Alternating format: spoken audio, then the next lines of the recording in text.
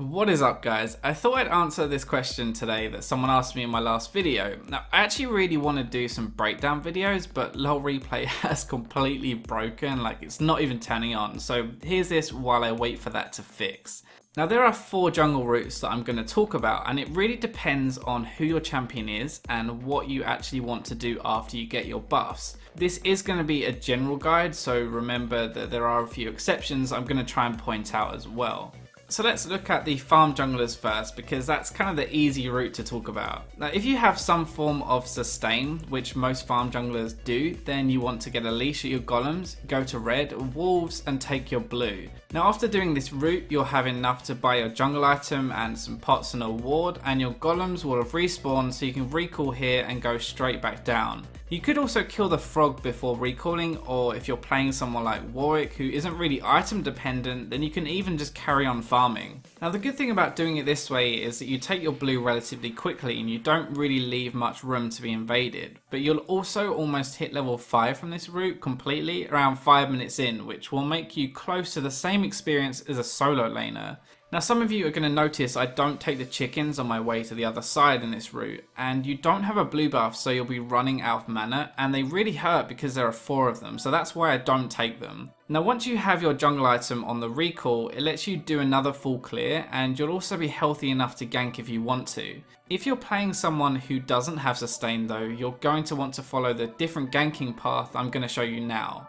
Alright, so this is going to be for your most average junglers. It's kind of the standard route and it's going to work with everyone. So you get a leash for golems and smite, do your red, the chickens, and then you're going to recall. With that, you'll have enough gold to pick up your jungle item and a few pots, and you can run straight to blue and clear it really quickly. Now, this route leaves you really healthy after taking both buffs and gives you that choice of going to gank someone or just continuing to farm until you can spot a chance to gank.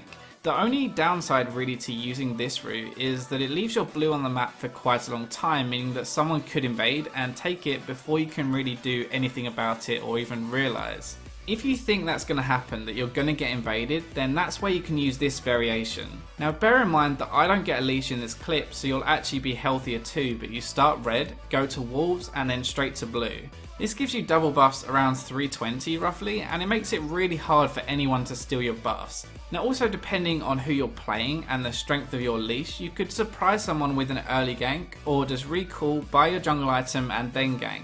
Now, I don't really like this route as much as the other one I showed you, but it's good for junglers like Lee Sin, Kha'Zix, or Vi. Those are 3 of the only junglers I can do this route on and still be healthy enough to gank. And remember that you'll get your second buff around 20 seconds quicker than the opposing jungler if they've used the safe route.